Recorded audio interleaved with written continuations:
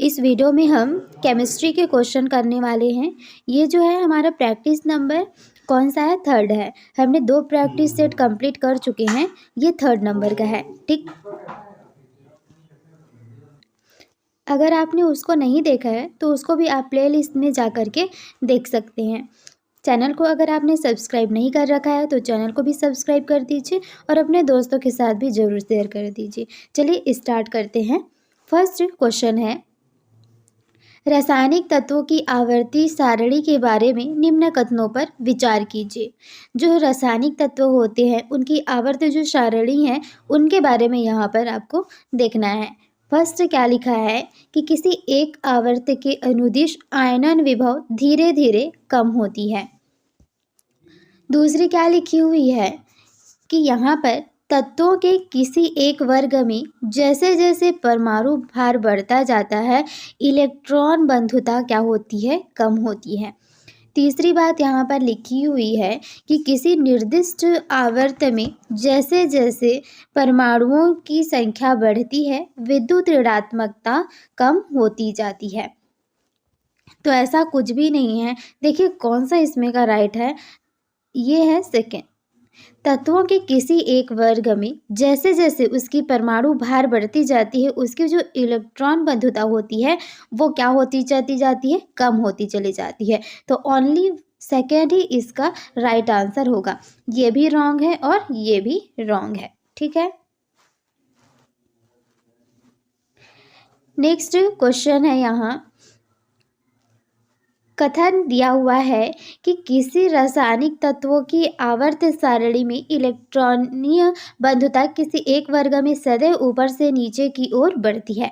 इस कथन में ये कहा गया है कि आवर्त जो सारणी है उसमें जो तत्व हैं इलेक्ट्रॉनीय बंधुता किसी एक वर्ग में सदैव अगर ऊपर से नीचे हम लोग आएँ तो वो क्या होती है? बढ़ती जाती है।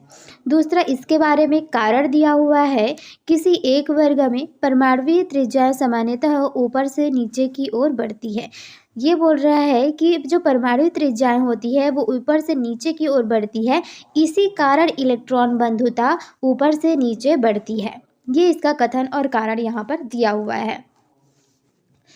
तो देखिए यहाँ पर इलेक्ट्रॉन, ये देखिए ये किसी वर्ग में परमाणु त्रिज्या क्या होती है? ऊपर से नीचे आने पर तो बढ़ती है। ये क्या है? एकदम राइट है। त्रिज्या ऊपर से नीचे आने पर बढ़ती है, इसीलिए उसका आकार भी बढ़ता है। ठीक, यहाँ पर जो कथन दिया हुआ है ये गलत है। इलेक्ट्रॉन बंधुता ऊपर से नीचे आने पर घटती है ना कि बढ़ती है। तो क्या हो जाएगा यहाँ पर? ये कथन ए जो है वो गलत है, परंतु जो आर है जो कारण है वो सही है। यानी कि ऑप्शन नंबर डी इस क्वेश्चन का राइट आंसर हो जाएगा। नेक्स्ट क्वेश्चन है, सोडियम वाष्प लैंप प्रायः प्रकाश के लिए प्रयुक्त होते हैं क्यों? जो सोडियम वाष्प होते हैं उसके जो लैंप होते हैं उसको हम प्रकाश के लिए उपयोग करते हैं क्यों? तो ये क्या हो जाएगा? इसका आंसर हो जाएगा ऑप्शन नंबर बी। इनका जो प्रकाश होता है एक वर्णी होता है और पानी की बूंदों से गुजरने पर ये विभक्त नहीं होता है। जैसे बारिश हो रही है तो बारिश हो रही है तो प्रकाश जो है उस बूंद से अगर गुजरेगी तो वो विभक्त नहीं होगी, उसको पार कर जाएगी। और इनका जो प्रकाश होता है वो फोकसी होता है, एक वर्णी होता है ताकि हमको कोई भी चीज़ें आसानी से दिख सके। इसीलिए हम लोग सोडियम वाली जो वाष्प होती है उस लैंप का प्रयोग करते हैं, किसके लिए? प्रकाश के लिए। नेक्स्ट क्वेश्चन है, निम्नलिखित धातु युग्मों में से किस एक में क्रमशः सबसे हल्की धातु तथा सबसे भारी धातु है? तो देखिए सबसे हल्की धातु कौन सी होती है? लिथियम होती है। सबसे भारी धातु कौन सी हो जाएगी? हो जाएगी ऑस्मियम। तो कौन सा यहाँ पर पेयर राइट आंसर हो जाएगा? Option number B.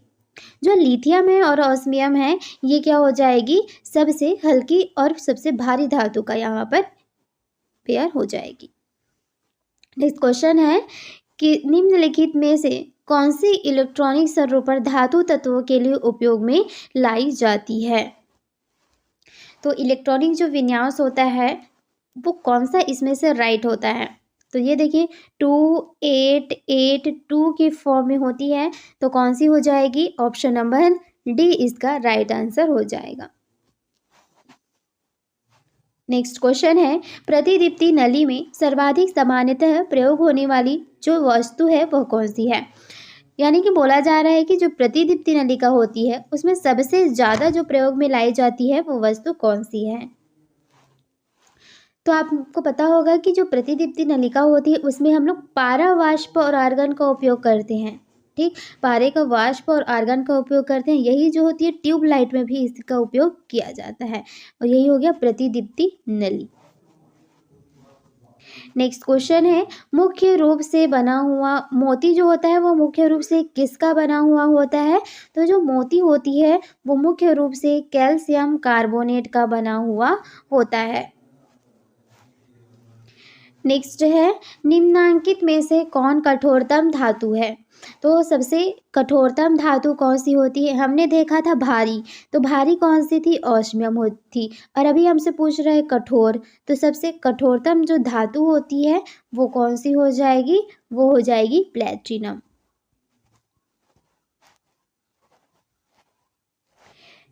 और जो टंगस्टन होती है सबसे अधिक गलनांक वाली होती है। नेक्स्ट क्वेश्चन है, निम्नलिखित में से सबसे भारी धातु कौन सी है। जितने आपको ऑप्शन दिए हैं इन चारों में से जो सबसे अधिक यहाँ पर भारी है वो बताना है।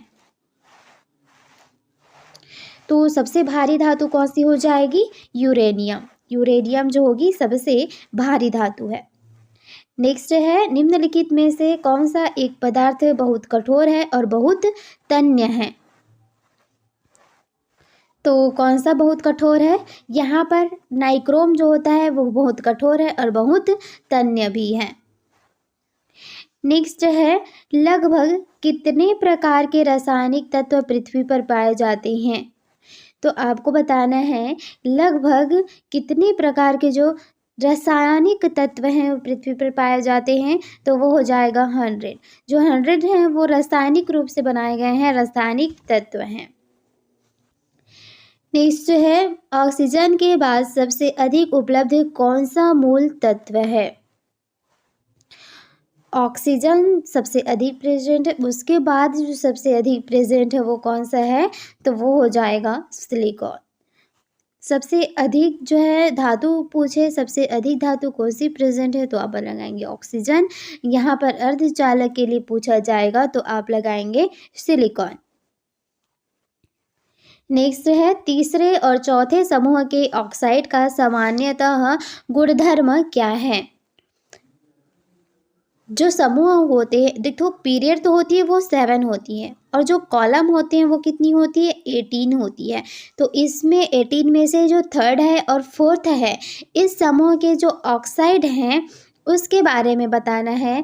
तो जो फोर्थ और थर्ड है वो कैसी है, तो वो हो जाएगी यहाँ पर बेसिक और एसिडिक।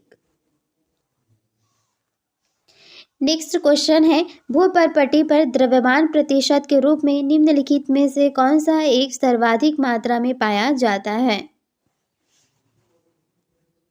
तो भूपर्पटी पर द्रव्यमान प्रतिशत के हिसाब से अगर देखा जाए तो सबसे अधिक कौन सी चीज़ें पाई जाती हैं, ये पाया जाता है ऑक्सीजन। हमने अभी थोड़ी देर पहले देखा था कि सबसे ज़्यादा ऑक्सीजन पाया जाता है, ऑक्सीजन के बाद क्या पाया जाता है, सिलिकॉन। नेक्स्ट क्वेश्चन है, आजकल सड़क की रोशनी में पीले लैंप बहुतायत प्रयुक्त होते हैं और इन लैंपों में निम्न में से किसका उपयोग होता है। तो आजकल जो पीले लैंप का बहुत ज़्यादा उपयोग में लाया जाता है सड़क की रोशनी में और इसमें जो प्रयुक्त होता है वो कौन सा होता है, ये तत्व जो प्रयुक्त होता है वो होता है सोडियम। सोडियम इसलिए प्रयोग किया जाता है क्योंकि ये इनके से जो रोशनी निकलती है वो क्या होती है, एकवर्णीय होती है और ये जो भी बारिश की बूंदें होती हैं उनमें विभक्त नहीं होती, यानी कि उसको पार करके वापस ये चली जाती है। इसीलिए ही सोडियम लैंप का उपयोग किया जाता है और ये पीले जो है वो प्रकाश देती है। नेक्स्ट है, सर्वाधिक कठोर तत्व इनमें से कौन सा है। 4 ऑप्शन दिया है, इनमें से सबसे अधिक कठोर अगर तत्व देखा जाए तो वो कौन सा हो जाएगा, वो होगा हीरा। हीरा सबसे कठोर है। और ये कार्बन का ही एक अपर रूप है। ठीक, याद रखिएगा, जो हीरा होता है ये कार्बन का एक अपर रूप होता है। नेक्स्ट क्वेश्चन है, सबसे भारी प्राकृतिक तत्व क्या है? तो सबसे भारी अगर प्राकृतिक तत्व देखा जाए तो वो कौन सा हो जाएगा? तो प्राकृतिक जो सबसे अधिक भारी है वो हो जाएगा यूरेनियम। नेक्स्ट क्वेश्चन है, निम्नलिखित में से कौन सा मूल तत्व है? तो मूल तत्व इनमें से कौन सा है? वो हो जाएगा आपका हीरा। हीरा जो है वो मूल तत्व है। नेक्स्ट क्वेश्चन है, शुद्ध सोना कितने कैरेट का होता है? शुद्ध सोना जो होता है वो 24 कैरेट का होता है। देखिए, शुद्ध सोना जो होता है वो तो 24 कैरेट का होता है, लेकिन जितने भी ज्वेलरीज बनाए जाते हैं ये शुद्ध सोने के नहीं बनाए जाते, ये इसमें मिलावट होती है, वो बनाए जाते हैं लगभग 22 कैरेट के। नेक्स्ट क्वेश्चन है आपके पास कथन और कारण वाली। कथन यहाँ पर बोला गया है कि सोडियम धातु का संचयन केरोसिन में होता है। कारण बताया गया है कि धातु सोडियम वायु प्रभाव्य होने पर गल जाती है, इसी कारण ही इसको केरोसिन में संचय करके रखा जाता है। तो इस क्वेश्चन का जो आंसर होने वाला है वो क्या हो जाएगा? देखिए, जो सोडियम धातु होती है उसको किस में रखा जाता है? केरोसिन में रखा जाता है। ये बिल्कुल सही है, क्योंकि ये क्या होती है, अन्य धातुओं से बहुत जल्दी क्रिया कर लेती है और इसी कारण ही इसको क्या किया, और ये विस्फोटक भी है, इसी कारण से इसको केरोसिन में संचय करके रखा जाता है। उसका जो कारण है वो गलत है। कारण क्या दिया हुआ है कि धातु सोडियम वायु प्रभाव्य होने पर गल जाती है। यह वायु के संपर्क में आने पर गलती नहीं है, ये विस्फोटक होती है। तो ये क्या हो जाएगा, यहाँ पर ए तो सही है लेकिन यहाँ क्या हो जाएगा, आर गलत है। ऑप्शन नंबर सी इसका राइट आंसर हो जाएगा। नेक्स्ट क्वेश्चन है, मोती के मुख्य अवयव क्या हैं? जो मोती होती है उसके मुख्य जो अवयव हैं वो क्या है? तो वो हो जाएगा, देखिए, एरागोनाट और कांचियोलिन। नेक्स्ट है, माणिक्य और नीलम रासायनिक रूप से क्या माने जाते हैं? तो जो माणिक्य होते हैं या नीलम होते हैं ये रासायनिक रूप से क्या माने जाते हैं? Aluminium oxide. एल्यूमिनियम के ऑक्साइड क्या कहलाते हैं? माणिक्य और नीलम कहलाते हैं। नेक्स्ट है, हीरे की खनिजीय बनावट क्या है? जो हीरा है उसकी खनिजीय बनावट क्या है? तो मैंने आपको बताया था कि जो हीरा होता है वो कार्बन का ही एक अपर रूप है। तो किसकी बनावट हो गई, किस तरीके की? कार्बन। नेक्स्ट है, निम्नलिखित में विश्व में कौन सर्वाधिक पाया जाने वाला तत्व है? तो पूरे यूनिवर्स में की बात करें तो यूनिवर्स में सबसे अधिक जो है क्या पाया जाता है? ये पाया जाता है हाइड्रोजन। नेक्स्ट है, भूपर्पटी में सर्वाधिक पाया जाने वाला तत्व कौन सा है? भूपर्पटी की बात करें तो भूपर्पटी में सबसे अधिक कौन सी गैस पाई जाती है? वो पाई जाती है ऑक्सीजन। नेक्स्ट क्वेश्चन है, निम्न में से किस किस धातु को प्राप्त करने हेतु बॉक्साइट अयस्क है? तो देखिए, एल्यूमिनियम जो होता है वो एल्यूमिनियम के अयस्क जो होता है इससे बॉक्साइट प्राप्त किया जाता है। नेक्स्ट है अभ्रक। अभ्रक जिसको कि माइका कहा जाता है, इसके बारे में आपको बताना है। तो माइका क्या होता है? ये ऊष्मा और विद्युत दोनों के ही कुचालक होते हैं। नेक्स्ट क्वेश्चन है, यहाँ पर सूची दी हुई है। सूची 1 में आपको प्राकृतिक रूप से घटित होने वाले पदार्थ दिए हुए हैं, दूसरे साइड दिया हुआ है तत्व। इसको आप लोगों को यहाँ पर मैच करना है। तो ये देखिए, हीरा। हीरा क्या है? हीरे का मैंने बताया है आपको, ये क्या होता है? कार्बन का एक अपर रूप होता है। तो क्या हो जाएगा? इसका हो जाएगा ऑप्शन नंबर ए का 4। अब देखिए ऑप्शन नंबर ए का 4 सिर्फ बी और डी में ही है, तो ए हमारा गलत हो जाएगा, सी हमारा रॉन्ग हो जाएगा। ठीक, अब देखिए यहाँ पर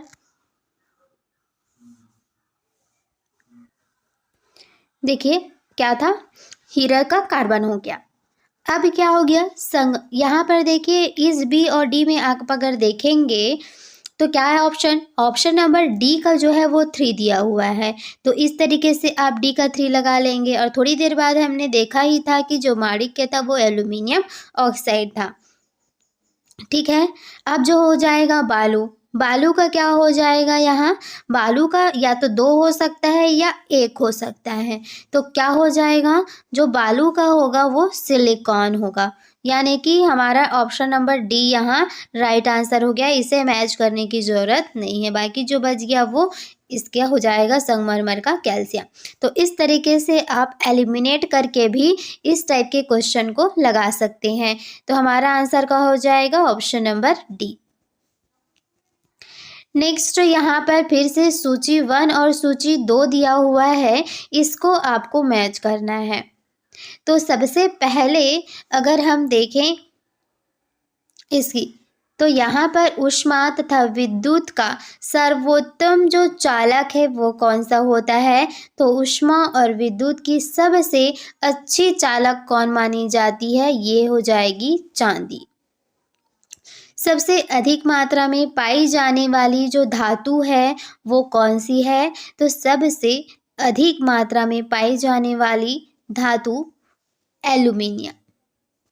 सबसे अधिक लचीली तथा पीट कर बढ़ाए जाने योग्य, तो ये किसका गुण होता है, सोने का गुण होता है। उसको सबसे अधिक लचीली होती है और अब इसको पीट कर क्या कर सकते हैं, तन्य बना सकते हैं और पतली चादर भी बना सकते हैं और उससे तार भी बनाया जा सकता है। नेक्स्ट है ऊष्मा का न्यूनतम संचालक, तो देखिए कांच में किसी भी ऊष्मा का संचालन नहीं होता, तो न्यूनतम संचालन किस में हो जाएगा, शीशे में।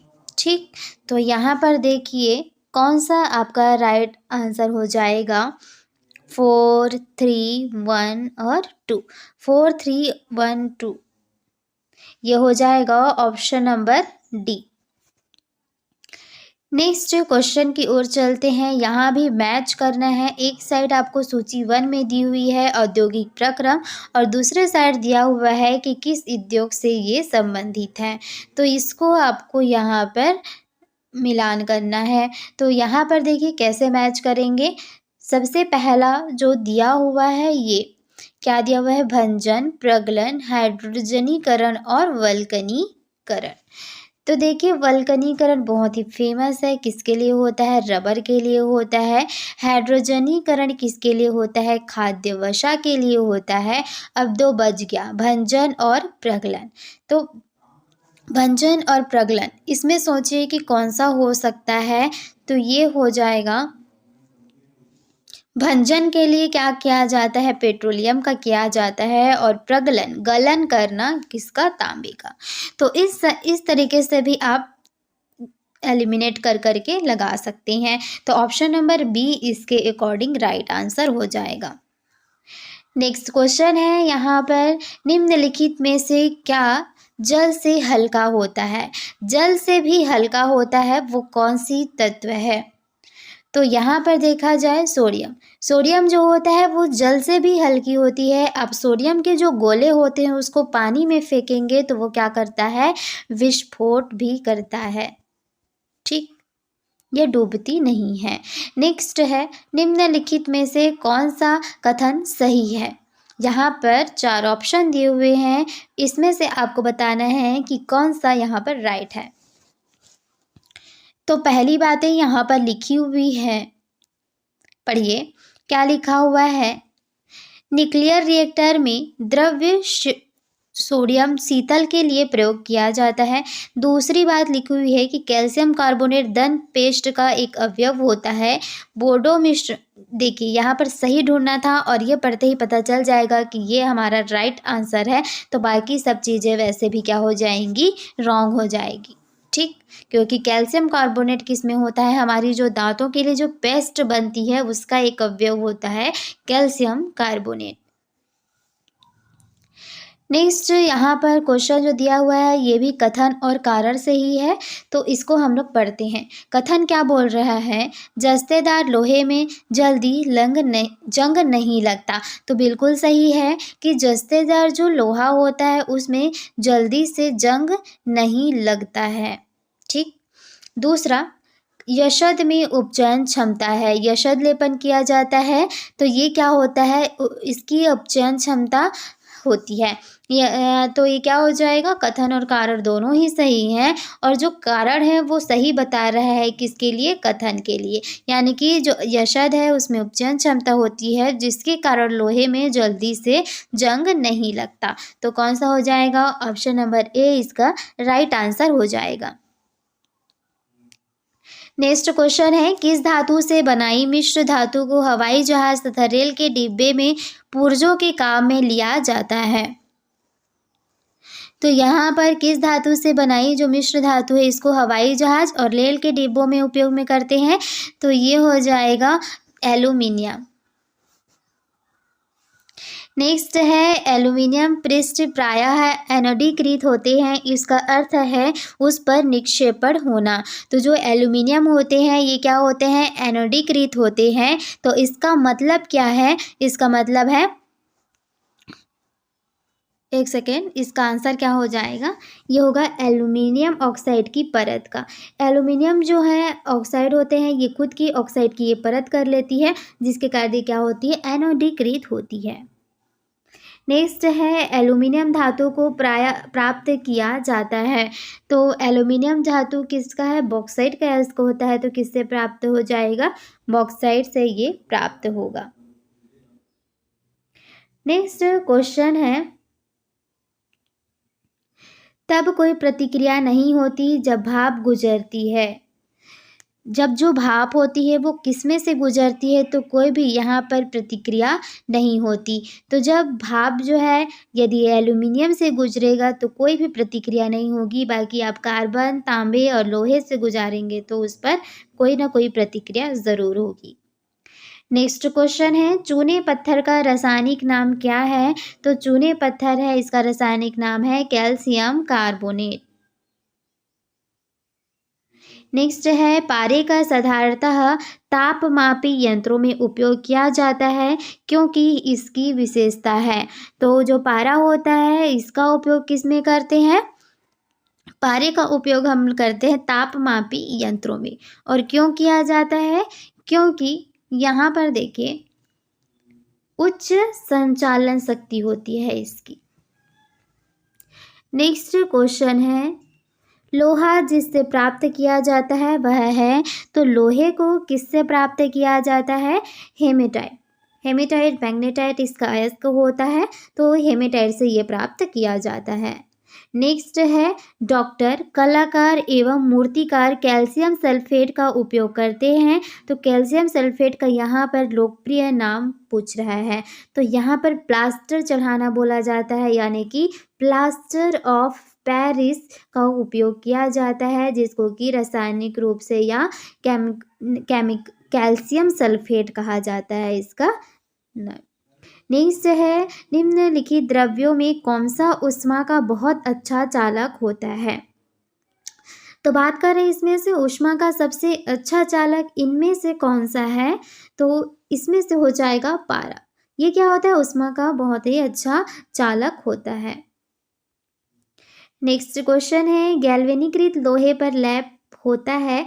जो गैल्वेनीकृत लोहा होता है उसमें जो लैप होती है वो क्या होता है, जस्ते का होता है। जस्ते का लैप चढ़ाना ही गैल्वेनाइजेशन कहलाता है। नेक्स्ट क्वेश्चन है, निम्न में से उद्योग में अभ्रक कच्चे माल के रूप में प्रयुक्त होता है। तो जो अभ्रक होते हैं इसको वैद्युतीय जो होता है इसके लिए कच्चे माल के रूप में उपयोग में लाया जाता है, क्योंकि ऊष्मा और विद्युत दोनों के ही क्या होते हैं, कुचालक होते हैं। नेक्स्ट है, निम्न धातुओं में से कौन सामान्यतः ताप पर द्रव्य होता है। तो सामान्य ताप पर द्रव के रूप में जो पाया जाने वाला तत्व है वो कौन सा है, पारा और ये एक धातु भी है, ठीक।